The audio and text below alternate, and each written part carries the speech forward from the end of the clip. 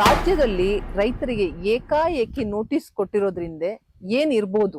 Cigarette ತಂಬಾಕ್ ಸೇದ್ದವರೆಲ್ಲ ಹಾಳಾಗಿ ಹೋದ್ರು, ತಯಾರು ಮಾಡಿದವನ್ ಶ್ರೀಮಂತ ಆದ. ಹೌದು. ಒಳಸಂಚಗಳಿದು. ಈ ಹೋರಾಟನ ರಾಜಕೀಯ ಇಲ್ಲದೆ ಮಾಡ್ಲಿಕ್ಕೆ ಸಾಧ್ಯ ಇಲ್ವಾ? ಪ್ರಾಣ ಕೊಟ್ಟೆವು, ರಕ್ತ ಕೊಟ್ಟೆವು, ಆದ್ರೆ ರೈತರನ್ನ ಬಿಟ್ಟು ಕೊಡಂಗಿಲ್ಲ. ಅವ್ರಿಗೆ ಧ್ವನಿ ಎತ್ತಕ್ಕೆ ಕೊಡ್ತಾ ಇಲ್ಲ. ಏನು ತಲೆ ಒಡೆಯ ಕೆಲಸ ಮಾಡಿಲ್ಲ ಯಾರ್ದು. ಯಾವುದೇ ಪಕ್ಷಕ್ಕೆ ಸೀಮಿತವಿಲ್ಲದೆ ಮಣ್ಣಿನ ಮೇಲ್ ನಿಂತವ್ರ ಮೇಲೆ ಯಾವತ್ತಿಗೆ ಬಿಡಲ್ಲ. ಯಾಕಂದ್ರೆ ಒಂದಿಲ್ದ ಒಂದಿನ ಆ ಮಣ್ಣಿನ ಒಳಗ್ ಹೋಗುವಂತವ್ರು ಎಲ್ಲರೂ. ವಕ್ಫ್ ಸಮರ ವಿಶೇಷ ಕಾರ್ಯಕ್ರಮಕ್ಕೆ ಸ್ವಾಗತ. ನಾನು ಕುಸುಮ. ವಕ್ಫ್ ವಿಚಾರ ರಾಜ್ಯದಲ್ಲದೆ ಇಡೀ ದೇಶದಲ್ಲೇ ಸದ್ದು ಮಾಡ್ತಾ ಇದೆ. ವಿಶೇಷವಾಗಿ ರಾಜ್ಯದಲ್ಲಿ, ಅದರಲ್ಲೂ ನಮ್ಮ ತುಮಕೂರು ಜಿಲ್ಲೆಯಲ್ಲಿ ರೈತರಿಗೆ ವಕ್ಫ್ ವಿಚಾರದಲ್ಲಿ ಅನ್ಯಾಯ ಆಗಿದೆ ಅಂತ ದಿನನಿತ್ಯ ಹೋರಾಟಗಳು ನಡೀತಾ ಇದ್ದಾವೆ. ಈ ವಕ್ಫ್ ವಿಚಾರದಲ್ಲಿ ಅನಿವಾರ್ಯತೆ ಅನ್ನೋದು ಎಲ್ಲರಿಗೂ ಇದೆ. ಯಾಕೆ ಅಂದ್ರೆ ರೈತರ ವಿಚಾರ ಬಂದ್ರೆ ಪ್ರತಿಯೊಬ್ಬ ಮಠಾಧೀಶರು, ಸ್ವಾಮೀಜಿಗಳು ಎಲ್ಲರೂ ಇದರಲ್ಲಿ ಇನ್ವಾಲ್ವ್ ಆಗ್ಲೇಬೇಕಾಗತ್ತೆ. ಬಿಕಾಸ್ ರೈತರ ವಿಚಾರ ಅನ್ನೋ ಒಂದೇ ಒಂದು ಕಾರಣಕ್ಕೆ ರೈತರಿಗೆ ಅನ್ಯಾಯ ಆಗ್ತಿರೋದು ಕಣ್ಮುಂದೆ ಕಾಣ್ತಾ ಇದೆ. ಇಷ್ಟು ದಿವಸ ಅವರು ಉಳ್ಮೆ ಮಾಡ್ತಾ ಅವರ ಜೀವನವನ್ನು ಕಟ್ಕೊಂಡಿದ್ದಂತ ಪರಿಸ್ಥಿತಿಯಲ್ಲಿ ಈಗ ಇದ್ದಕ್ಕಿದ್ದ ಹಾಗೆ ಬಂದು ಇದು ವಕ್ಫ್ ಆಸ್ತಿ ಅಂತ ಹೇಳಿದ್ರೆ ಒಂಥರ ರೈತರು ದಿಗ್ಭ್ರಮೆಗೆ ಒಳಗಾಗ್ತಿದ್ದಾರೆ. ಇದ್ರ ಬಗ್ಗೆ ಮಠಾಧೀಶರು, ಸ್ವಾಮೀಜಿಗಳು ಎಲ್ಲ ಹೋರಾಟಕ್ಕೆ ಮುಂದುವರ್ತಾ ಇದ್ದಾರೆ. ಇದ್ರ ಬಗ್ಗೆ ಮಾತಾಡ್ಲಿಕ್ಕೆ ನಮ್ ಜೊತೆ ಇದ್ದಾರೆ ಬೆಳ್ಳಾವಿ ಮಠದ ಕಾರದ ವೀರಬಸವ ಮಹಾಸ್ವಾಮೀಜಿಗಳು. ಗುರುಗಳೇ, ಕಾರ್ಯಕ್ರಮಕ್ಕೆ ಸ್ವಾಗತ. ನಮಸ್ತೆ. ಮೊದಲನೇದಾಗಿ ವಕ್ಫ್ ಕಾನೂನು ಮೊದ್ಲಿಂದನೂ ಇತ್ತು, ಈಗ ಏಕಾಏಕಿ ಇದು ಮುನ್ನೆಲೆಗೆ ಬಂದಿರೋದಕ್ಕೆ ಕಾರಣ ಏನು? ಮೊದಲಿಗೆ ಆರಾಧ್ಯ ಗುರುದೇವನನ್ನ ಸ್ಮರಣೆ ಮಾಡಿ, ಭಾರತ ದೇಶ ಅತ್ಯಂತ ಪವಿತ್ರವಾದ ರಾಷ್ಟ್ರ, ಅದರಲ್ಲಿ ಭಾವೈಕ್ಯತೆ ರಾಷ್ಟ್ರ. ಈ ವಕ್ಫ್ ಅಂತಕ್ಕಂಥ ವಿಚಾರಧಾರೆ ಮೊದಲಿಂದ ಇದ್ರೂ ಸಮೇತ ಟೆನೆಂಟ್ ಆಕ್ಟ್ ಪ್ರಕಾರ ಎಲ್ಲಾ ಜನಗಳನ್ನ ಏನು ರೈತರ ಭೂಮಿಗಳನ್ನ ಉಳುವವನೇ ಭೂಮಿ ಒಡೆಯ ಅಂತ ಒಂದು ಕಾನೂನನ್ನ ಇಂದಿರಾ ಗಾಂಧಿ ಅವರು ಜಾರಿಗೆ ತಂದ್ರು. ಹೌದು. ಈಗ ಜಾರಿಗೆ ತಂದಂತ ಕಾಲದಿಂದನೂ ಸಮೇತ ಅವೆಲ್ಲ ನಮ್ಮವೇ ಜಮೀನುಗಳು, ಅಂದ್ರೆ ರೈತರ ಜಮೀನುಗಳು ಅಂತ ಅಭಿಪ್ರಾಯ. ರಾಜಕೀಯ ಬೆರ್ತಿದೆ, ಈಗೀಗ ಬೆರ್ತಿರಬಹುದು, ಮೊದಲಿಗೆ ಇದ್ದಿರಬಹುದು, ಅದು ನಮಗೆ ಸಂಬಂಧ ಇಲ್ಲ. ರೈತರು ಸಲುವಾಗಿ ನಿಂತಿರ್ತಕ್ಕಂಥ ಈ ಭೂ ಮೇಲೆ ದಬ್ಬಾಳಿಕೆ ಮಾಡುವುದಾಗಲಿ ಅದಕ್ಕೆಲ್ಲ ನಾವು ಒಪ್ಪೋದಿಲ್ಲ. ಅದು ರಾಜಕೀಯೇತರ ಆಗಿದೆ ಅಂದ್ರೆ ಅದಕ್ಕೆ ನಮ್ದು ಸಹಮತವಿಲ್ಲ ಅಂತ ಅಭಿಪ್ರಾಯ. ರಾಜ್ಯದಲ್ಲಿ ರೈತರಿಗೆ ಏಕಾಏಕಿ ನೋಟಿಸ್ ಕೊಟ್ಟಿರೋದ್ರಿಂದ ಏನಿರ್ಬೋದು? ಒಳಸಂಚಗಳಿದು. ಈಗ ನಾವು ಹಿಂದುಳಿದ ವರ್ಗದವರನ್ನ ಓಲೈಸ್ಕೊಳ್ಳೋದಕ್ಕೋಸ್ಕರ, ಮತ ಬ್ಯಾಂಕ್ಗಳನ್ನಾಗಿ ಮಾಡಿಕೊಳ್ಳುವುದಕ್ಕೋಸ್ಕರ ಇದು ನಡೀತಕ್ಕಂಥ ಒಂದು ತಂತ್ರ ಇದು. ಅವ್ರಿವ್ರು ಅನ್ನೋದು ಮುಖ್ಯ ಅಲ್ಲ. ನಾವು ಒಂದು ಯೋಚನೆ ಮಾಡಬೇಕಾಗಿರೋದು, ಯಾವುದೇ ರಾಜಕೀಯ ಪಕ್ಷಗಳಾಗ್ಲಿ, ನೀವು ಒಂದ್ಸರಿ ಯೋಚನೆ ಮಾಡಿ, ನೀವು ಓಲೈಸ್ತಾ ಒಬ್ಬರನ್ನು ಓಲೈಸ್ತಾ ಹೋದ್ರೆ ಒಂದನ್ನು ಕಳ್ಕೊಳ್ಳೋದಕ್ಕೆ ಪ್ರಾರಂಭ ಮಾಡ್ತೇವೆ ನಾವು. ಪಕ್ಷಗಳು ಈಗ ಒಬ್ಬರನ್ನ ಓಲೈಸ್ಕೊಳ್ಳೋದು, ಇನ್ನೊಂದು ಪಕ್ಷ ಇನ್ನೊಬ್ಬರನ್ನ ಓಲೈಸ್ಕೊಳ್ಳೋದು, ಇನ್ನೊಬ್ರು ಪಕ್ಷ ಓಲೈಸ್ಕೊಳ್ಳೋದು, ಎಲ್ಲರನ್ನೂ ಓಲೈಸ್ಕೊಳ್ತಾ ಏನಾಗ್ತದೆ ಅಂತಂದ್ರೆ ಪಕ್ಷನೂ ಹೋಗ್ತದೆ, ದೇಶನೂ ಹೋಗ್ಬಿಡ್ತದೆ. ಅದರಲ್ಲಿ ಜೊತೆಗೆ ಯಾರು ಹೋಗ್ತಾರೆ? ಈಗ ರೈತರು ಸಮೇತನೂ ಹೋಗ್ಬಿಡ್ತಾರೆ. ನಾವ್ಯಾರು ನನ್ನ ಗಮನಕ್ಕೆ ಬಂದಿರೋದೇನಪ್ಪಾ ಅಂತಂದ್ರೆ, ಈ ಜಗತ್ತಲ್ಲಿ ಎಂತ ಅನಾಹುತಗಳಾಗ್ತದವೆ ಅಂತಂದ್ರೆ, ಸಿಗರೇಟು ತಂಬಾಕ್ ಸೇದ್ದವರೆಲ್ಲ ಹಾಳಾಗಿ ಹೋದ್ರು, ತಯಾರು ಮಾಡಿದವನ್ ಶ್ರೀಮಂತ ಆದ. ಹೌದು. ಮದ್ಯಪಾನ ಕುಡಿಯೋನೇನಾದ? ಹಾಳಾಗಿ ಹೋದ, ತಯಾರು ಮಾಡಿದವನ್ ಶ್ರೀಮಂತ ಆದ. ಈ ಟಿವಿ ಮೊಬೈಲ್ ಅಲ್ಲಿ ಇಟ್ಟಿರೋರೆಲ್ಲ ಏನಾದ್ರು, ತಗೊಂಬಂದಿರೋರು, ನೋಡ್ತಾ ಇರೋರು ಏನಾದ್ರು ಅಂತಂದ್ರೆ, ನಮ್ಮ ಸ್ಥಿತಿ, ನಮ್ಮ ಸಂಸ್ಕಾರ, ನಮ್ಮ ಭವಿಷ್ಯ, ನಮ್ಮ ಹಳೆ ಅಜ್ಜಿ ತಾತನ ಕಥೆಗಳು ಎಲ್ಲ ಮರಿತಾ ಹೋದ್ರು. ಹಂಗಂತ ಟಿವಿ ಮತ್ತು ಮೊಬೈಲ್ ಅನ್ನು ಉಪಯೋಗಿಸ್ಬೇಡಿ ಅಂತ ನಂದೇನು ವಿರೋಧ ಅಂತಲ್ಲ. ಒಂದ್ ಸಣ್ಣ ಉದಾಹರಣೆ ಏನಪ್ಪಾ ಅಂತಂದ್ರೆ, ಮನುಷ್ಯನಿಗೆ ಅಸಾಧ್ಯವಾದದ್ದು ಯಾವುದೇ ಇಲ್ಲ. ಏನಪ್ಪಾ ಅಂದ್ರೆ ಆ ಸಿಗರೇಟು, ಆ ತಂಬಾಕು, ಆ ಮದ್ಯಪಾನ, ಈ ಟಿವಿ, ಈ ಮೊಬೈಲ್ ಅನ್ನ ನಾವೆಲ್ಲವನ್ನು ಹಿಡಿತದಲ್ಲಿ ಇಟ್ಕೊಳ್ಬಹುದು. ಅಸಾಧ್ಯವಾದದ್ದು ಯಾವುದೂ ಇಲ್ಲ. ಆದ್ರೆ ರೈತ ಅನ್ನೋನೇನಿದಾನಲ್ಲ, ನೀವು ಒಂದು ಕ್ಷಣ ಇವನ್ನೆಲ್ಲ ಬಿಟ್ಟು ಬಾಳ್ಬೋದು, ಒಂದು ತುತ್ತ ಅನ್ನವನ್ನು ಬಿಟ್ಟು ಬಾಳೋದಕ್ಕೆ ಸಾಧ್ಯವಿಲ್ಲ. ಯಾಕಂದ್ರೆ ರೈತನಿಗೆ ಈ ಜಗತ್ತಲ್ಲಿ ನಾವು ಏನು ಬೆಲೆ ಕೊಡಬೇಕು ಹೌದು. ಅಂತಂದ್ರೆ ದೇಶದ ಬೆನ್ನೆಲುಬು ರೈತ, ಹೌದು, ಉಳುವವನೇ ಭೂಮಿ ಭೂಮಿ ಒಡೆಯ. ಒಡೆಯ. ಆ ಭೂಮಿ ಒಡೆಯನಿಗೆ ಧಕ್ಕೆ ಬಂದಿದೆ ಅಂದಾಗ ನಾವೆಲ್ಲರೂ ಜಾಗೃತರಾಗಿ ಸೇವೆ ಮಾಡುವಂತ ಭಾವನೆ ನಮ್ಮಲ್ಲಿದೆ. ಹೀಗಾಗಿ ಇದಕ್ಕೆ ನಾನು ಏನ್ ವಿಚಾರಧಾರೆ ಅಂತಂದ್ರೆ, ಸ್ವಲ್ಪ ಇದ್ರ ಕಡೆ ಗಮನ ಕೊಟ್ಟು ರೈತರ ಬಗ್ಗೆ ಗಮನ ಕೊಡೋದು ಉತ್ತಮ ಅಂತ ನನ್ನ ಅಭಿಪ್ರಾಯ. ಕೇಂದ್ರ ಸರ್ಕಾರ ಯಾವಾಗ ವಕ್ ಕಾನೂನು ತಿದ್ದುಪಡಿ ಮಾಡಬೇಕು ಅನ್ನೋ ಒಂದು ತಯಾರಿ ಶುರುವಾಯ್ತು, ಅದ್ ಹಾಗೆ ಯಾವಾಗ ಇದು ಕಾನೂನು ರೀತಿಲಿ ಮುನ್ನೆಲೆಗೆ ಬರ್ತಾ ಇದ್ದಂಗೆನೆ ರಾಜ್ಯದಲ್ಲಿ ಈ ಗೊಂದಲ ಶುರುವಾಗುತ್ತೆ ಗುರುಜಿ. ರಾಜ್ಯದಲ್ಲಿ ಗೊಂದಲ ಶುರುವಾಗೋದಕ್ಕೆ ಕೇಂದ್ರದಿಂದ ಬಂದಿರತಕ್ಕಂತ ನಾವೆಲ್ಲ ಒಂದು ದೇಶ ಒಂದು ಅನ್ನೋ ಏನು ಕಾನೂನುಗಳನ್ನ ಸೃಷ್ಟಿ ಮಾಡಬೇಕು ಅಂತ ಯೋಚನೆ ಮಾಡಿದ್ರಲ್ಲ, ಆ ಸಮಯದಲ್ಲಿ ಇವರಿಗೆಲ್ಲ ಭಯ ಹುಟ್ಟುಕೊಂಡಿರ್ಬೋದು, ಒಂದೇದಿರ್ಬೋದು. ಎರಡನೇ ವಿಚಾರಧಾರೆ ಏನಪ್ಪಾ ಅಂತಂದ್ರೆ, ಈ ತುಷ್ಟೀಕರಣಗಳನ್ನು ಬಿಡಬೇಕಾಗ್ತದೆ. ನಮ್ ದೇಶಕ್ಕೇನು ಒಳ್ಳೇದಾಗ್ಬೇಕು. ನೀವು ಅವಾಗ ಸೌರಾಷ್ಟ್ರ ಸೋಮನಾಥಂಚ ಅಂತ ಏನೋ ಒಂದು ಸೌರಾಷ್ಟ್ರದ ಸೋಮನಾಥನನ್ನ ಅವತ್ತಿನ ಕಾಲದಲ್ಲಿ ದಬ್ಬಾಳಿಕೆ ಮಾಡಿದಂತ ಸಮಯದಲ್ಲಿ ಎಷ್ಟೋ ಸಾವಿರ ತಲೆಗಳು ಸಮುದ್ರವಾಗಿ ಹರಿದು ಹೋಗ್ಬಿಡ್ತವೆ. ಹರಿದಾದಂತ ಸಮಯದಲ್ಲಿ ಎಲ್ಲಾ ನಮ್ಮ ಮುಸ್ಲಿಂ ಬಾಂಧವರು ಸಮೇತನು ಹಿಂದೂಗಳಿದ್ದಂಥವ್ರು ಮುಸ್ಲಿಮರಾಗೋದಕ್ಕೆ ಪ್ರಾರಂಭ ಮಾಡ್ತಾರೆ. ಯಾಕಂದ್ರೆ ಅವ್ರಿಗೊಂದು ಭಯ ಹುಟ್ಟುಕೊಂಡ್ ಬಿಡ್ತದೆ. ಯಾಕೆ ಭಯ ಹುಟ್ಟುಕೊಳ್ತದೆ ಅಂದ್ರೆ ನಮ್ಮ ತಲೆಗಳೆಲ್ಲ ಹೋಗ್ಬಿಡ್ತಾವ ಅಂತಂದು ಹೇಳಿ ನಾವಿಲ್ಲಿ ವಕ್ಫ್ ಕಮಿಟಿ ಬಗ್ಗೆ ಮಾತಾಡ್ತಿರುವಾಗ ನಾವು ಯೋಚನೆ ಮಾಡ್ಬೇಕಾಗಿರೋದು, ಇದು ಹಿಂದುಳಿಗೆ ಅಷ್ಟೇ ಮೀಸಲಾಗಿ ತೊಂದರೆ ಆಗ್ತಿದೆ ಅಂತಲ್ಲ, ಇದು ಮುಸ್ಲಿಮರಿಗೂ ತೊಂದರೆ ಆಗ್ತಿದೆ. ಹೇಗೆ? ಶಿಕ್ಷಣದ ಮುಖಾಂತರ ಆಗಿರಬಹುದು, ರೈತರ ಮುಖಾಂತರ ಆಗಿರಬಹುದು, ಅವ್ರಿಗೆ ಆತ್ಮಸ್ಥೈರ್ಯ ತುಂಬೋದ್ರ ಮುಖಾಂತರ ಆಗಿರಬಹುದು. ಇವ್ರಲ್ಲಿ ದೊಡ್ಡ ದೊಡ್ಡ ಕುತಂತ್ರಗಳ ವ್ಯವಸ್ಥೆಗಳು ಮಾತ್ರ ಇದು ಸಣ್ಣ ಸಣ್ಣ ಜನಗಳಿಗೆ ಗೊತ್ತಾಗ್ತಿಲ್ಲ. ಹೀಗಾಗಿ ಇದ್ರ ಪ್ರಾಬ್ಲಮ್ ಆಗ್ತಿದೆ. ಕೇಂದ್ರದಿಂದ ಬಂದಿರತಕ್ಕಂತ ಎಲ್ಲರಿಗೂ ಸರ್ವ ಸಮಾನತೆ ಅನ್ನೋ ಮನೋಭಾವನೆ ಬಂದಂತ ಸಮಯಕ್ಕೆ ಇವ್ರಿಗೊಂದ್ ಸ್ವಲ್ಪ ಏನೋ ಆಗಿರ್ಬೋದೇನಂತ ನನ್ನ ಅಭಿಪ್ರಾಯ ಅಷ್ಟೇ. ದೇಶದಲ್ಲಿ ವಕ್ಫ್ ಆಸ್ತಿ 3ನೇ ಸ್ಥಾನ ಪಡ್ಕೊಳ್ಳುತ್ತೆ ಇಡೀ ನಮ್ಮ ಇದ್ರಲ್ಲಿ. ಆದ್ರೆ ಈಗ ಹಾಕ್ತಿರೋ ಗೊಂದಲ ನೋಡ್ತಾ ಇದ್ರೆ ವಕ್ಫ್ ಆಸ್ತಿ ಅಷ್ಟು ನ್ಯಾಯಯುತವಾಗಿ ಬಂದಿದ್ಯಾ ಅನ್ನೋ ಪ್ರಶ್ನೆ ಎದೊಳ್ತಾ ಇದೆ. ದೇವರೇ ಬಲ್ಲ. ನನಗೆ ದೊಡ್ಡ ಆಶ್ಚರ್ಯಕರ ಏನಂತಂದ್ರೆ, ದೇಶದಲ್ಲಿ ಮೊದ್ಲಿಗೆ ಸೈನಿಕರಿಗೆ ಕೊಡ್ಬೇಕು, ಎರಡನೇದ್ದು ಯಾರದು ರೈತರಿಗಿರ್ಬೇಕು, ಮೂರನೇದ್ದು ಇವೆಲ್ಲ ನೋಡ್ಕೊಂಡು ಹೋದಾಗ ನನಗೆ ಈ ತರ ಬೆಳೀತಾ ಇದೆ ಅಂತಂದ್ರೆ ನನಗೆ ಒಂದು ಕತೆ ನೆನಪಿಗೆ ಬರ್ತದೆ. ದೊಡ್ಡ ಶ್ರೀಮಂತ ಮನೆ ಕಟ್ಟಿದ, ಮನೆ ಒಳಗೆ ಮರದ ತೊಲೆಗಳನ್ನ ಹಾಕಿದ. ಮರ ತೊಲೆಗಳನ್ನ ಹಾಕಿ ಏನಂದ ಅಂದ್ರೆ, ಇದು 1000 ವರ್ಷ ಬರಂಗಿರ್ಬೇಕು, ಇದಕ್ಕೆಲ್ಲ ಏನೇನ್ ಸೆಕ್ಯೂರಿಟಿ ಬೇಕು ಮಾಡು ಅಂತ ಹೇಳ್ದ. ಆ ಸಮಯಕ್ಕೆ ಎಲ್ಲರಿಗೂ ಚೆನ್ನಾಗಿರೋ ಅಡಿಗೆ ಮಾಡೋದಕ್ಕೆ ಪ್ರಾರಂಭ ಮಾಡ್ದ. ಅಡಿಗೆ ಮಾಡೋದಕ್ಕೆ ಪ್ರಾರಂಭ ಮಾಡಿ ಎಲ್ಲರೂ ಊಟ ಮಾಡಿ ಹೋಗ್ತಾ ಇರುವಾಗ ಮನೆ ಹೊಚ್ಚಲು ಮುಂದೆ ಏನಿದ್ವು ಅಂದ್ರೆ ಬಿಳಿ ಇರುವಿಗಳು ಓಡಾಡ್ತಿದ್ವು. ಇವನ್ ಯಾವಾಗ ಕಾಲಿಡ್ತಾನೆ ಒಳಗೆ ಹೋಗವು, ಯಾವಾಗ ಹೊರಗೆ ಹೋದ್ರು ಅವು ಮತ್ತೆ ಓಡಾಡಕ್ ಪ್ರಾರಂಭ ಆದ್ವು. ಸಾಯಂಕಾಲ ಸಮಯ ಶ್ರೀಮಂತ ನೋಡ್ತಾನೆ, ಏನ ಆ ಬಿಳಿ ಇರುವಿನ, ಏನ್ ಇಲ್ಲೇ ಇದೀರಿ ನೀವು ಅಂತಂದು ಹೇಳಿ. ಏನ್ ನೀವು ಇಲ್ಲೇ ಇದೀರಿ ಅಂತಂದು ಹೇಳಿದ ತಕ್ಷಣ, ಇಲ್ಲ ನಾನು ಬೆಳಗಿಂದ ಊಟ ಮಾಡ್ಬೇಕನ್ನೋ ಆಸೆ ಇತ್ತು, ನೀವು ನಾನು ಒಳಗ್ ಕರೀಲಿಲ್ಲ. ಅವಾಗ ಏನ್ ಮಾಡದಂತೆ ಅವ್ರಿಗೇನೋ ಅಭಿಮಾನ ಬಂದು, ಪಾಪ ನಮ್ಮ ಭಾರತ ದೇಶದಲ್ಲಿ ಅತಿಥಿ ಸತ್ಕಾರ ದೇವ ಭವ ಅನ್ನೋ ಭಾವನೆ ಇದೆ, ಇವ್ರನ್ನ ಒಳಗ್ ಕರ್ಕೊಂಡು ಊಟ ಹಾಕನಂತ ಒಳಗ್ ಕರ್ಕೊಂಡು ಊಟ ಹಾಕಿದ. ಊಟ ಹಾಕಿದಾದ್ಮೇಲೆ ಏನ್ ಮಾಡಿದ್ವು, ಬಿಳಿ ಇರುವೆ ಅವೆಲ್ಲ ಮರದ ತೊಲೆಗಳ ಒಳಗ್ ಹೋಗಕ್ ಪ್ರಾರಂಭ ಆದವು. ಇವ್ 100 ವರ್ಷಗಳ ಕಾಲ ಬರ್ಲಿ ಅಂತಂದ್ ಹೇಳಿ ಜಂತಿ ಹಾಕ್ಸಿದ್ನಲ್ಲ, ಅವನ್ನೇನ್ ಮಾಡಕ್ ಸ್ಟಾರ್ಟ್ ಮಾಡಿದ್ವು, ಅವು ಜಂತಿನೇ ತಿನ್ನಕ್ ಪ್ರಾರಂಭ ಮಾಡಿದ್ವು. ಅಂದ್ರೆ ತಲೆ ಏನಿದೆ ಅಲ್ಲ, ಮರದ ತೊಲೆಗಳು ಏನಿದಾವಲ್ಲ ಅದನ್ನೇ ತಿನ್ನೋದಕ್ ಪ್ರಾರಂಭ ಮಾಡಿದ್ವು. 1-2 ತಿಂಗಳಾದ್ಮೇಲೆ ಹಿಂಗ್ ಬಂದ್ಬಿಟ್ವು, ಬಕ್ಕೆಂಬಿಟ್ವು. ಬಕ್ಕೆಂದ ತಕ್ಷಣ ಇವನ್ ಕರ್ದ ಕಾರ್ಪೆಂಟರ್ನ್ ಕರೆದು, ಏನಿದು ಹಿಂಗ ಆಗೋಗ್ಬಿಟ್ಟಿದೆಲ್ಲ, ಇವು ಏನಿಲ್ಲ ಸ್ವಾಮಿ, ಸುತ್ತಿಗೆ ತಗೊಂಡೋಗಿ ಹೊಡೆದ, ಅದು ಮುರ್ಕೊಂಡೋಯ್ತು. ನಮ್ ಪರಿಸ್ಥಿತಿ ಹಂಗಾಗಿದೆ. ಅಂದ್ರೆ ನಾವೆಲ್ಲ ಬಿಳೆ ಇರುವಿಗಳನ್ನು ಒಳಗ್ ಬಿಟ್ಕೊಂಡು ನಮ್ ದೇಶದ ಮನೆನೇ ತಿನ್ನೋದಕ್ ಪ್ರಾರಂಭ ಮಾಡ್ದಂಗೆ ದೇಶವನ್ನೇ ಕೊಲ್ಲೆ ಹೊಡೆಯೋದಕ್ ಪ್ರಾರಂಭ ಆಗಿದೆ. ಗುರುಗಳೇ, ಈ ವಿಚಾರದಲ್ಲಿ ಹಿಂದೂ ಮುಸ್ಲಿಂ ಅನ್ನೋದಕ್ಕಿಂತ ಹೆಚ್ಚಾಗಿ ಈ ರೈತರು ಏನ್ ಇವಾಗ ಇಷ್ಟು ಹೋರಾಟ ಮಾಡ್ತಾರೆ, ಈ ಕಷ್ಟದ ಸಿಲುಕಿದ್ದಾರೆ, ಇದ್ರಲ್ಲಿ ಇವನ್ ಮುಸ್ಲಿಮ್ಸ್ ರೈತರು ಇದ್ದಾರೆ. ಆದ್ರೆ ಅವ್ರಿಗೆ ಧ್ವನಿ ಎತ್ತಕ್ಕೆ ಕೊಡ್ತಾ ಇಲ್ಲ.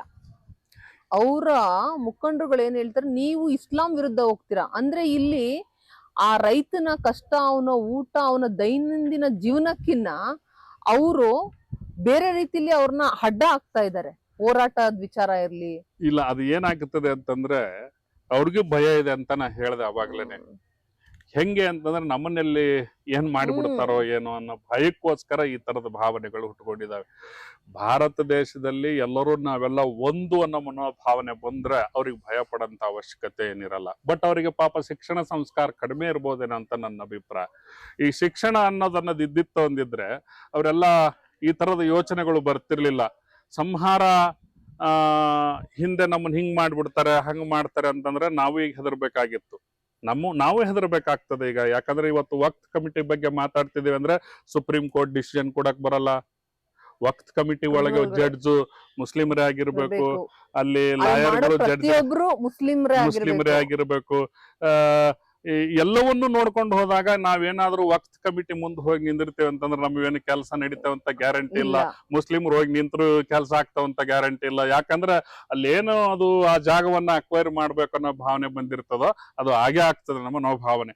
ಇದ್ರ ನಮ್ಮ ವಿಚಾರಧಾರೆ ಏನಂತಂದ್ರೆ ನಮ್ಮ ದೇಶ ಇದು ಭಾರತ ದೇಶ ಅತ್ಯಂತ ಪವಿತ್ರವಾದ ರಾಷ್ಟ್ರ ಅಂತ ನಮ್ಮ ಮನೋಭಾವನೆ ಭಾವೈಕ್ಯತೆಯಿಂದ ಕೂಡಿರ್ತಕ್ಕಂಥ ರಾಷ್ಟ್ರ ಅಂತ ಯೋಚನೆ ಬಂದಾಗ ನಾವೆಲ್ಲ ಏನ್ ಯೋಚನೆ ಮಾಡ್ಬೇಕಾಗಿರೋದು ಅಂತಂದ್ರೆ ನಾವೆಲ್ಲರೂ ಒಂದಾಗ್ಬೇಕು.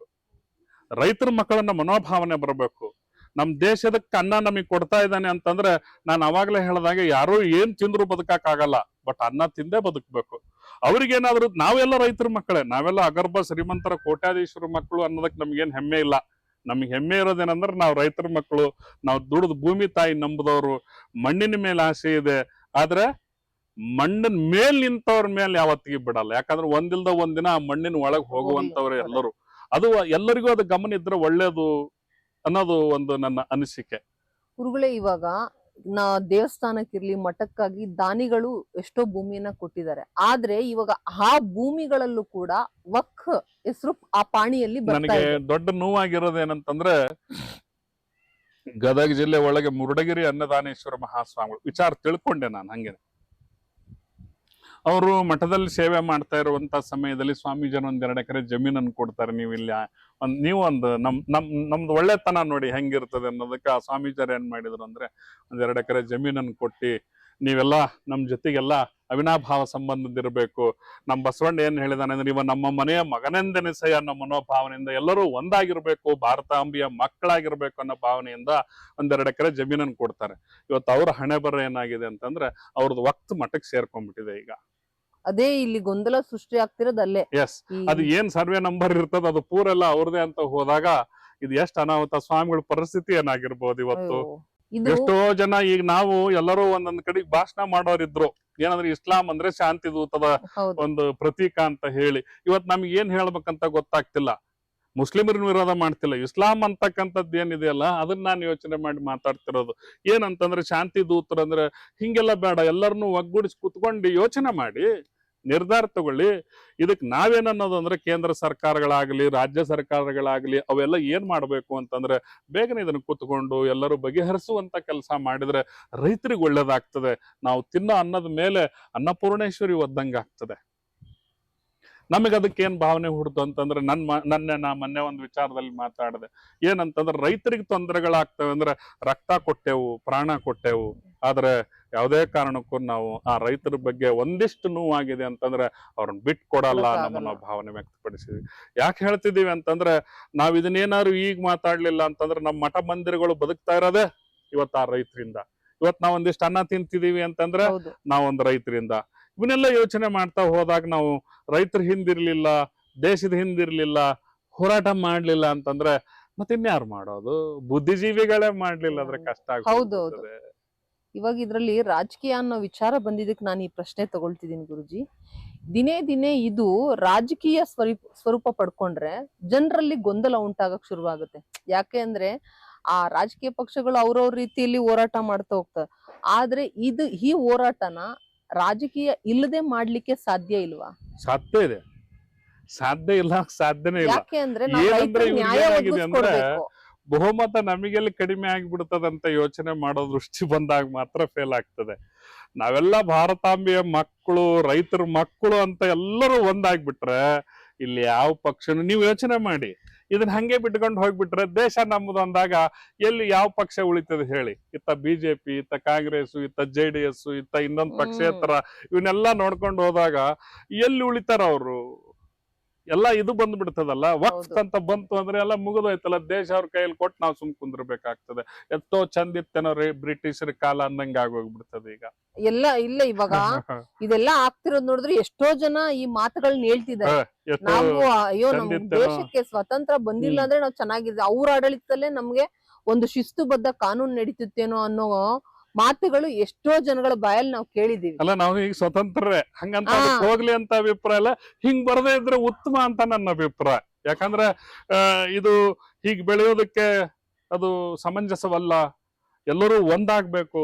ಭಾರತ ಅಂತಂದ ತಕ್ಷಣನೇ ಭಾವ, ರಾಗ, ತಾಳದಿಂದ ಕೂಡಿರ್ತಕ್ಕಂಥ ರಾಷ್ಟ್ರ ನಮ್ದು. ಅಂದ್ರೆ ನಾವು ಹಿಂದೂ, ಮುಸ್ಲಿಮ, ಕ್ರೈಸ್ತ, ಸಿಖ್, ಬೌದ್ಧ ಅಂತ ತಗೊಂಡಿಲ್ಲ. ಎಲ್ಲರೂ ನಾವೆಲ್ಲರೂ ಒಂದೇ. ನಾವೆಲ್ಲರೂ ಭಾರತಾಂಬೆಯ ಮಕ್ಕಳು. ನಾವೆಲ್ಲರೂ ದೇಶದಲ್ಲಿ ಬರುವಂತ ಎಲ್ಲವನ್ನು ಸಹಕಾರ ಒಳ್ಳೆ ಭಾವನೆಯಿಂದ ಸ್ವೀಕರಿಸುವಂತ ಭಾವನೆ. ಈಗ ನೋಡಿ, ವಿಶ್ವ ಭಾರತ ದೇಶದ ಕಡೆಗೆ ಮುಖ ಮಾಡ್ತಿದೆ ಅಂದಾಗ, ಭಾರತ ದೇಶದಲ್ಲಿ ನೀವು ಇನ್ನೊಂದು ಯೋಚನೆ ಏನಪ್ಪಾ ಅಂದ್ರೆ, ಎಲ್ಲಾ ಇಸ್ಲಾಮಿಕ್ ರಾಷ್ಟ್ರದಲ್ಲಿ ವಕ್ಫ್ ಇಲ್ಲ. ಹೌದು, ಎಲ್ಲಾ ರಾಷ್ಟ್ರಗಳ ಹುಟ್ಟಿರೋ ದೇಶದಲ್ಲೇನೆ ಇಲ್ಲ, ವಕ್ಫ್ ಇಲ್ಲ. ಭಾರತ ದೇಶದಲ್ಲಿದೆ. ನಮ್ಮ ಹಣೆ ಬರ ಎಂತದಿರಬಹುದು. ನಮ್ಮ ಮನೆ ಬರೋ ನಾವ್ ಯೋಚನೆ ಮಾಡಿದಾಗ ನಾವು ಹೆಂಗ್ ಬದುಕೋದು, ಯಾವ ತರ ಇರೋದು. ಈಗ ಅಣ್ಣ ತಮ್ಮ ಮಾಹಿ ಬೆಹನು ಅನ್ನೋ ಇರುವಂತ ರಾಷ್ಟ್ರದಲ್ಲಿ ಈಗ ಏನಂತ ಕರಿಬೇಕಂತ ಯೋಚನೆ ಮಾಡ್ತಿಲ್ಲ. ಈಗ ನಮಗ್ ಏನಾಗ್ತಿದೆ ಅಂದ್ರೆ, ಅವ್ರ ಮುಖ ನೋಡಕ್ ನಮಗ್ ಭಯ, ಅವ್ರ ನಮ್ ಮುಖ ನೋಡಕ್ ಅವ್ರಿಗೆ ಭಯ. ಎಷ್ಟೋ ಪ್ರೀತಿಯಿಂದ ಇದ್ವಿ, ಈಗ ನಮ್ಮ ಮಠಕ್ ಬಂದು ಎಷ್ಟೋ ಜನ ನೀರ್ ಹಾಕ್ಸ್ಕೊಳಕ್ ಬರೋರು, ಪೂಜಾ ಮಾಡಿಸ್ಕೊಳ್ಳೋದಕ್ ಬರೋದು, ತಾಯ್ತ ಕೇಳೋದಕ್ಕಂತ ಬರೋರು. ಈಗ ನಾವ್ ಅವ್ರಿಗೆ ಹೆಂಗ್ ತಾಯ್ತ ಕೊಡೋದು, ಇವ್ರಿಗೆ ಹೆಂಗ್ ತಾಯ್ತ ಕೊಡೋದು, ನಮ್ಮ ಮನ್ಸಲ್ಲ ಅದು ಇಲ್ಲ. ಬಟ್ ಏನಂದ್ರೆ, ಈಗ ವಕ್ಫ್ ಅನ್ನೋದು ಬಂದ ಮೇಲೆ ಪಾಪ ಅವು ನಮಗೆ ಎದ್ರಿಕೊಂಡು ಬರೋದ್ ಬಿಟ್ಟಿದಾವೆ. ಎಲ್ಲಾರು ನಮ್ಗೆ ಏನ್ ಮಾಡಿಬಿಡ್ತಾರೋ ಅಂತ ಭಯ ಅವ್ರಿಗೆ. ಹೌದೌದೌದು, ಪಾಪ ಅವಕ್ಕೆ ಒಳ್ಳೆ ಮನಸ್ಸಿದೆ. ಹೌದು, ಅವ್ರು ನಮ್ ಜೊತೆಗ್ ಬೆರ್ತಿರೋ ಮನಸ್ಸಿದೆ. ನಾವ್ ಫಸ್ಟ್ ಯೋಚನೆ ಮಾಡಿದ್ದೆ ಅದು, ಯಪ್ಪಾ ನಮ್ ಮಠಕ್ ಬರಂತಾರ ಪರಿಸ್ಥಿತಿ ಏನಾಯ್ತಪ್ಪ. ಸಿದ್ಧಗಂಗಾ ಮಠದಲ್ಲಿ ಎಷ್ಟೋ 1000 ಜನ ಮಕ್ಕಳಿಗೆ ಅನ್ನದಾಸೋಹ ಮಾಡೋದಕ್ಕೆ ಸಹಾಯ ಮಾಡಿದಂತವ್ರು ಇದಾರೆ, ಅನ್ನದಾನ ಮಾಡಿದಂತವ್ರು ಇದಾರೆ, ಶಿವಕುಮಾರ ಸ್ವಾಮಿಗಳ ಆಶೀರ್ವಾದ ಪಡೆದಂತವ್ರು ಇದಾರೆ. ಸಿದ್ಧಲಿಂಗ ಸ್ವಾಮೀಜರ ಜೊತೆಗೆ ಯಾವಾಗ್ಲೂ ಅವ್ರನ್ನ ಕರೆದು ಟೇಪ್ ಕಟ್ ಮಾಡಿಸಿ ಉದ್ಘಾಟನೆ ಮಾಡಿಸಿದಂತವ್ರು ಇದಾರೆ. ಅವ್ರನ್ನೆಲ್ಲ ಯೋಚನೆ ಮಾಡಿದಾಗ ಅವರೆಲ್ಲ ಒಳ್ಳೋರಿದ್ದಾರೆ, ಇಲ್ಲ ಅಂತಂದು ಹೇಳೋದಲ್ಲ.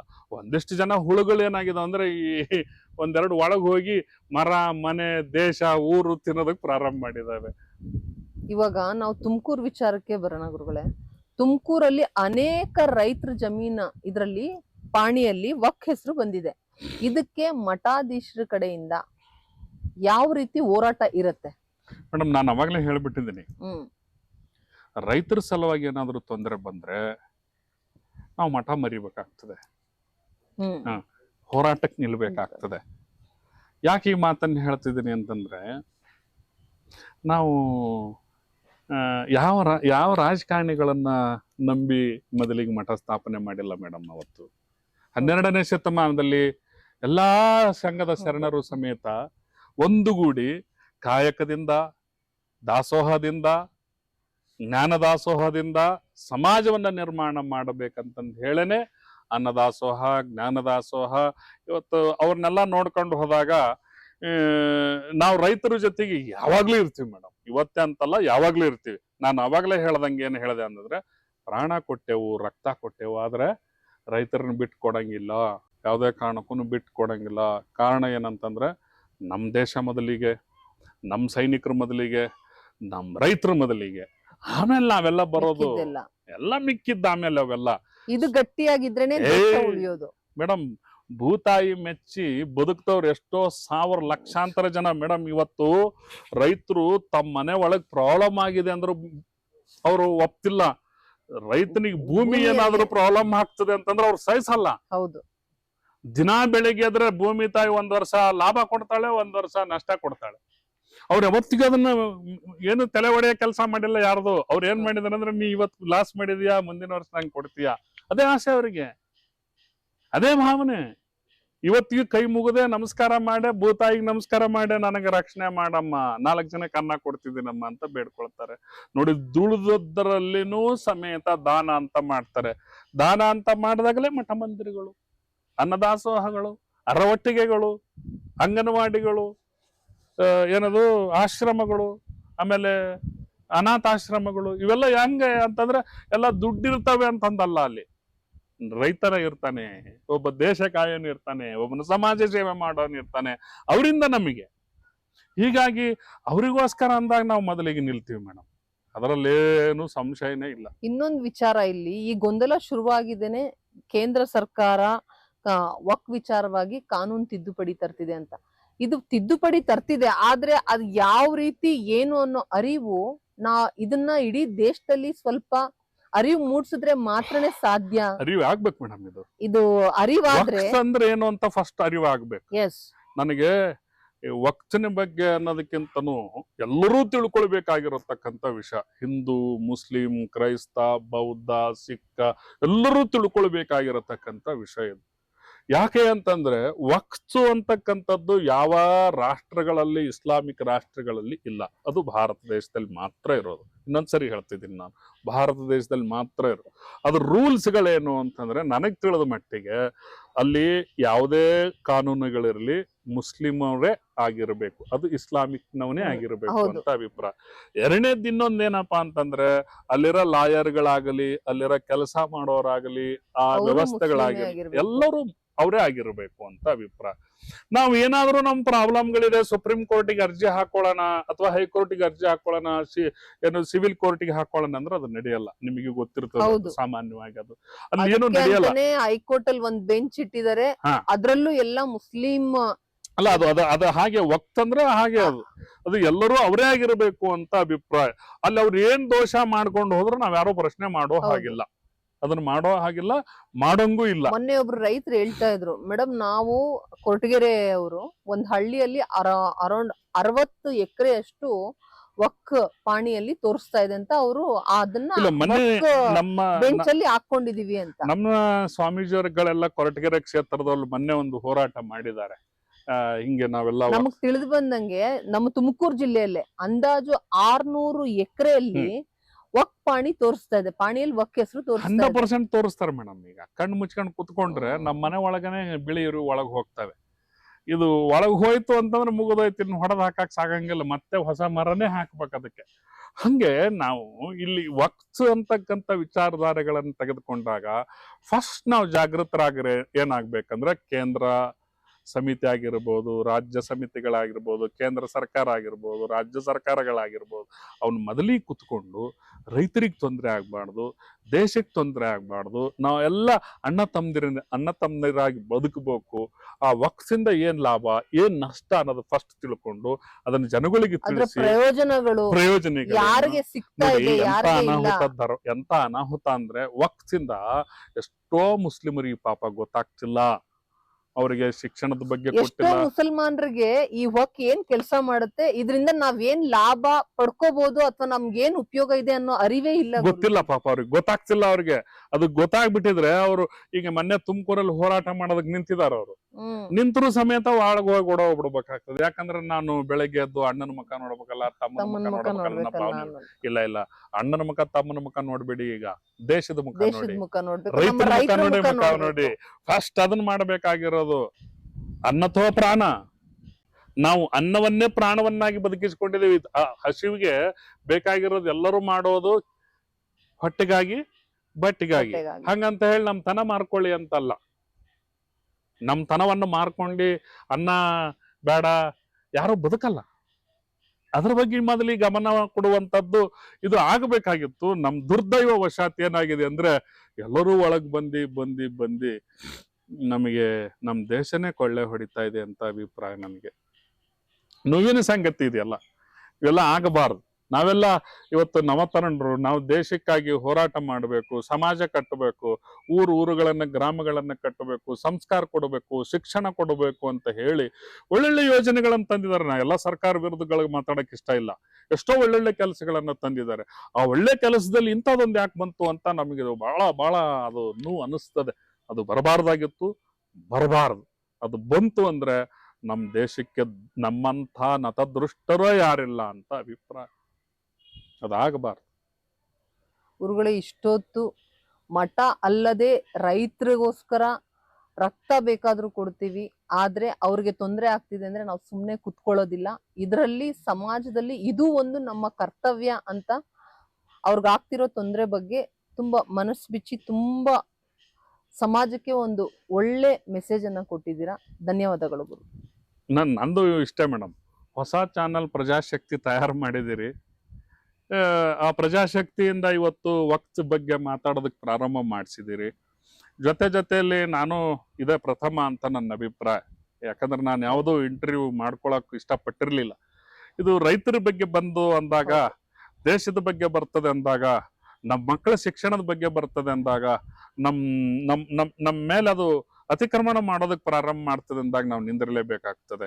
ನಾವು ಸ್ವಾಮಿಗಳಂತಂದ್ರೆ ಸಮಾಜ ಸೇವೆ ಮಾಡೋಂಥವ್ರು, ಸಮಾಜಕ್ಕಾಗಿ ನಿಲ್ಬೇಕಾಗಿದೆ ಹೊರತು ಬಿಟ್ರೆ ಸಮಾಜ ಅಂತ ತಕ್ಷಣ ಬರೀ ಹಿಂದೂಗಳಿಗೆ ಅಷ್ಟೇ ಅಂತ ನಮ್ದು ಭಾವನೆ ಅಲ್ಲ. ಎಲ್ಲರಲ್ಲೂ ಎಲ್ಲರಿಗೂ ಇರ್ಬೇಕು ಅಂತ ಅಭಿಪ್ರಾಯ ನಮ್ದು.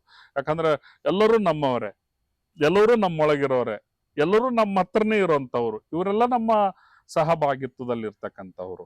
ಅಂಥವ್ರದ್ದು ಸಲುವಾಗಿ ನೀವು ಈ ಕಾರ್ಯಕ್ರಮವನ್ನು ಮಾಡ್ತಿದ್ದೀರಿ ಅಂದಾಗ, ನನಗೂ ಕಾರ್ಯಕ್ರಮಗಳಿದ್ದು ಅದನ್ನೆಲ್ಲ ಬದಿಗೊತ್ತಿ ನಾವೇನು ಮಾಡಿದೀವಿ ಅಂತಂದ್ರೆ, ಈ ಪ್ರಜಾಶಕ್ತಿ ಜೊತೆಗೆ ಸಂದರ್ಶನದಲ್ಲಿ ಕುತ್ಕೊಂಡು ಒಂದೆರಡು ಮಾತಾಡೋಣ, ಸ್ವಲ್ಪ ಜನಗಳಿಗೆ ತಿಳಿಯೋದ್ರಿಂದ ಒಂದಿಷ್ಟು ಅದು ಪರಿವರ್ತನೆಗೊಳ್ಬಹುದೇನೋ ಅಂತ ನಮ್ಮ ಮಾತಷ್ಟೇ. ಆದ್ರ ಅದಾಗಬೇಕು. ನಮ್ಮ ಪ್ರಜಾಶಕ್ತಿ ಉದ್ದೇಶನೂ ಅಷ್ಟೇ, ನಾವು ಯಾವುದೇ ಜಾತಿ, ಯಾವುದೇ ಧರ್ಮ, ಯಾವುದೇ ಪಕ್ಷಕ್ಕೆ ಸೀಮಿತವಿಲ್ಲದೆ ರೈತರಿಗೆ ಇವತ್ತು ನಾವು ನಮ್ಮ ಚಾನೆಲ್ ನ ಹೆಸರೇ ಪ್ರಜೆಗಳಿಗೋಸ್ಕರನೇ. ನಾವು ಅವ್ರಿಗೆ ಏನೇ ಸಮಸ್ಯೆ ಬಂದ್ರು ನಾವು ಮುಂದೆ ಒಂದ್ ಹೆಜ್ಜೆ ಮುಂದೆ ಇರ್ತೀವಿ. ಆ ಉದ್ದೇಶ ಇಟ್ಕೊಂಡೆ ನಾವು ಈ ವಕ್ ವಿಚಾರನ ರಾಜಕೀಯವಲ್ಲದೆ ರಾಜಕೀಯೇತವಾಗಿ ಅಂದ್ರೆ ಅದನ್ನ ಬಿಟ್ಟು ನಾವು ಮಾಡ್ತಾ ಇರೋದು ಇದೇ ಜನಗಳಿಗೋಸ್ಕರ. ಅಂದ್ರೆ ರೈತರಿಗೆ ಇದರಿಂದ ಅವ್ರು ಪಡ್ತಿರೋ ಕಷ್ಟದಿಂದ ಅವ್ರಿಗೆ ನ್ಯಾಯ ಸಿಗ್ಬೇಕು. ಅವ್ರಿಗೆ ಏನೆಲ್ಲ ತೊಂದರೆ ಆಗ್ತಿದೆ, ಸಡನ್ ನೀವು ಕೆಲವೊಬ್ರಂತೂ ಮೊನ್ನೆ ಹೋರಾಟದಲ್ಲಿ ಕೆಲವೊಬ್ರು ರೈತರು ಕಣ್ಣೀರ್ ಆಗ್ತಿರೋದ್ ನೋಡಿದ್ರೆ ನಮ್ಗೆ ಆತಂಕ ಸೃಷ್ಟಿ. ಇಲ್ಲ, ನನಗೆ ಈಗ ಒಂದ್ ಮಾತಿಗೆ ನೆನಪಿಗೆ ಬಂತು. ಮೊನ್ನೆ ಬಿಜಾಪುರದಲ್ಲಿ ಒಬ್ಬ ಸ್ವಾಮೀಜಿಯವ್ರು ಮಾತಾಡ್ತಾ ಒಂದ್ ಮಾತನ್ನ ಹೇಳ್ತಾರೆ. 800,000 ವರ್ಷ ಹಿಂದಿರ್ತಕ್ಕಂತ ನಾವು ಈಗ ಮೊನ್ನೆ ರಾಮನ ದೇವಾಲಯನ ನಿರ್ಮಾಣ ಮಾಡಿದಾಗ ನಮ್ಮೆಲ್ಲ ಡಾಕ್ಯುಮೆಂಟ್ ಕೇಳ್ತಾರೆ, ನಾವೆಲ್ಲ ಅದಕ್ಕೆ ಒದಗಿಸ್ಕೊಡ್ತೇವೆ. ವಕ್ತ್ ಕಮಿಟಿ ಒಳಗೆ ಹೆಸರು ನೋಂದಾಯಿಸಿದಂತ ಸಮಯದಲ್ಲಿ ಆ ಪಾಣಿಗಳಲ್ಲಿ ಹೆಸರು ಬಂದಂತ ಕಾಲಕ್ಕೆ ನಿಮ್ಗೆಲ್ಲ ಡಾಕ್ಯುಮೆಂಟ್ ಕೊಡಿ ಅಂದ್ರೆ ಎಲ್ಲಿಂದ ಕೊಡೋಣ ಅಂತ ಪ್ರಶ್ನೆ ಮಾಡ್ತಾರೆ ಅಂದಾಗ ಇದೆಂತ ದುರ್ದೈವ ಅಂತ ನನ್ನ ಅಭಿಪ್ರಾಯ. ನಮ್ಗೆಲ್ಲ ರಾಮ ಮಂದಿರಕ್ಕೋಸ್ಕರ ಎಲ್ಲ ಕೊಟ್ಟಿದ್ದಾರೆ ನೋಡಿ. ನಾವು ಇವತ್ತು ಇದು ಕಾರ್ತಿಕ ಮಾಸ ದೀಪ ಹಚ್ತಿದೀವಿ ಅಂತಂದ್ರೆ ನಮಗೆಲ್ಲ ಬೆಳಕ್ ಬರಲಿ, ಕತ್ಲು ಹೋಗ್ಲಿ ಅಂತ ಅಭಿಪ್ರಾಯ. ನಮಗ್ ಉಲ್ಟಾ ಆಗ್ತಿದೆ ಈಗ. ಇದನ್ನೆಲ್ಲ ನೋಡ್ಕೊಂಡ್ರೆ ನಮ್ಗೆಲ್ಲ ಬೆಳಕು. ನಾವೀಗ ಜಸ್ಟ್ ಒಂದ್ ಆಧಾರ್ನ ಅಪ್ಡೇಟ್ ಮಾಡಿಸ್ಬೇಕಂದ್ರೆ ಏನೆಲ್ಲ ಡಾಕ್ಯುಮೆಂಟ್ ಕೊಡ್ಬೇಕು ಅನ್ನೋದು ಅಷ್ಟು ಲಿಸ್ಟ್ ಇದೆ. ಹೌದು. ಒಂದ್ ಪ್ಯಾನ್ ಕಾರ್ಡ್ ಅಪ್ಡೇಟ್ ಆಗ್ಬೇಕು ನಮ್ ಬ್ಯಾಂಕ್ ಅಕೌಂಟ್, ಇದೆಲ್ಲ ಇರ್ಲೇಬೇಕು ಅನ್ನೋ ಒಂದು ಲಿಸ್ಟ್ ಇದೆ. ಅಂತ ಸಮಯದಲ್ಲಿ ಈ ಒಂದು ಸಮಸ್ಯೆ ಈ ರೀತಿಲಿ ಆಗ್ತಿರೋದು ಎಲ್ಲರಿಗೂ ಆಶ್ಚರ್ಯ ಉಂಟು ಮಾಡೋದು. ಆಶ್ಚರ್ಯಕ್ಕಿಂತ ಗಾದೆ ಮಾತು ಸತ್ಯ ಅಂತ ಅಭಿಪ್ರಾಯ. ಬೇಲಿನ ಎದ್ದು ಹೊಲ ಮೇಯ್ದಂಗಾಗಿದೆ. ಬೇಲಿ ಎದ್ದು ಹೊಲ ಮೇಯ್ಬಾರ್ದಾಗಿತ್ತು. ನಿಮ್ಮ ಅಮೂಲ್ಯವಾದಂತ ಸಮಯನ ನಮಗೋಸ್ಕರ ಕೊಟ್ಟು ಜನಗಳಿಗೋಸ್ಕರ ನಿಮ್ಮ ಮನಸ್ಸಿನ ಮಾತುಗಳನ್ನ ಹೇಳಿದ್ದಕ್ಕೆ ಧನ್ಯವಾದಗಳು. ನಮಸ್ತೆ ಮೇಡಮ್. ನೀವು ರೈತರ ಬಗ್ಗೆ ಕಾಳಜಿ ತೋರಿಸೋದಕ್ಕೆ ಈ ಪ್ರಜಾಶಕ್ತಿಗೂ ಎಲ್ಲರಿಗೂ ಒಳ್ಳೇದಾಗ್ಲಿ ಅಂತ ಹೇಳಿ ನನ್ನ ಮಾತು. ಒಳ್ಳೇದಾಗ್ಲಿ.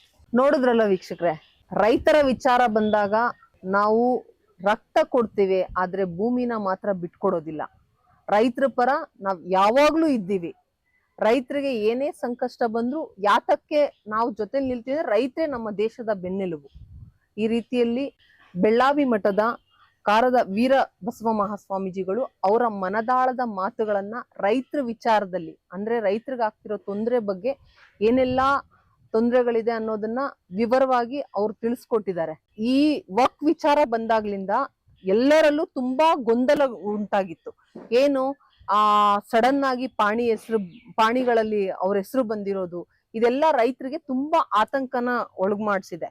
ನಾನು ಈ ಹೋರಾಟದಲ್ಲಿ ರೈತರಿಗೆ ನ್ಯಾಯ ಸಿಗೋವರೆಗೂ ನಾವು ಎಲ್ಲಾ ಮಠಾಧೀಶರು ಇದ್ದೀವಿ ಅಂತ ತಿಳಿಸ್ಕೊಟ್ರು. ಇದೇ ಇವತ್ತಿನ ವಿಶೇಷ ಕಾರ್ಯಕ್ರಮ. ನೋಡ್ತಾ ಇರಿ ಪ್ರಜಾಶಕ್ತಿ ಟಿವಿ, ಇದು ನಿಮ್ಮ ಧ್ವನಿ.